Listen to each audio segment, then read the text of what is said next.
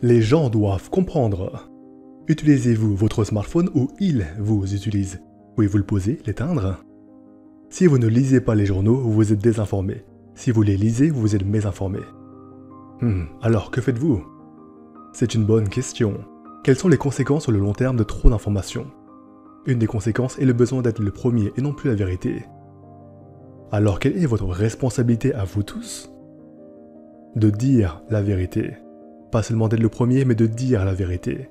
Nous vivons dans une société dans laquelle il faut toujours être premier, peu importe. Balancez tout et vite, on se fout de savoir qui ça blesse, qui ça détruit. Si c'est vrai, balancez tout pour vendre. Ma plus grande préoccupation, c'est l'accès immédiat aux réseaux sociaux et aux smartphones, pour être franc. Car ces éléments ont leur biologie propre, ils sont tout aussi addictifs que l'alcool, la nicotine et les jeux d'argent. En ce moment même, une famille est en train de dîner dans un restaurant, non pas en train de profiter de la compagnie des uns et des autres, mais chacun dans son monde, le regard fixé sur un écran, ignorant ainsi complètement leur famille. C'est-à-dire maman, papa et les enfants qui font tous pareil, pendant qu'ils continuent à manger. En ce moment même, un jeune enfant vient de recevoir son premier iPhone. Il apprend à taper, sweeper en bavant dessus. 92% des enfants de 2 ans jouent aux jeux vidéo.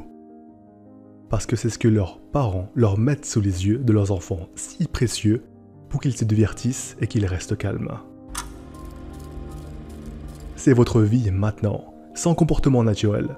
Les gens portent des vêtements qu'ils ne veulent pas vraiment porter, ils font des choses qu'ils ne veulent pas réellement faire, ils ne sont pas inspirés, c'est ça le problème avec notre société.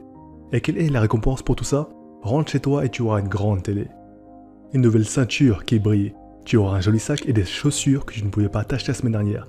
Tu auras cette voiture de rêve et chaque semaine, nous courons après ce nouvel objet. Et chaque semaine, on remplit ce trou dans ce semblant de vie qui nous reste après le travail. Vous travaillez 8 heures par jour et plus avec les déplacements. Et vous finissez comme ça. Et ça, c'est votre vie. Ça, c'est votre putain de vie. Tout le reste, ce n'est plus votre vie. Tout le reste, c'est le travail. Et la plupart d'entre nous y sommes attachés. Je sais que ça vous est arrivé, ça m'est arrivé aussi. Et nous comprenons que c'est un piège, car nous nous en sommes sortis. Mais pour les gens encore pris au piège, souvent ils ne les voient même pas. Ils considèrent juste qu'ils ont un bon job, qu'ils ont une bonne mutuelle, ça marche bien pour moi, j'ai ma propre place de parking avec mon nom dessus. Vous n'êtes qu'une pièce dans une machine sans cœur qui fait de l'argent. Tous ces enfants qui sont là à l'université, parfois à des prix exorbitants qui ne peuvent même pas travailler chez Starbucks. Tous ces gens qui risquent leur argent dans la bourse et qui ont investi dans l'immobilier en 2008 et qui ont tout perdu. Ne laissez personne se foutre de vous en vous promettant des garanties qu'il y a une voie sûre. La tribu mondiale est le pire chemin, selon moi, c'est ce que je pense. Vous passez vos 80 dernières années de votre vie à faire ce qu'on vous dit de faire, sans avoir jamais réellement vécu ou produit quelque chose d'unique. Si tout le monde prend ce chemin, prenez l'autre chemin.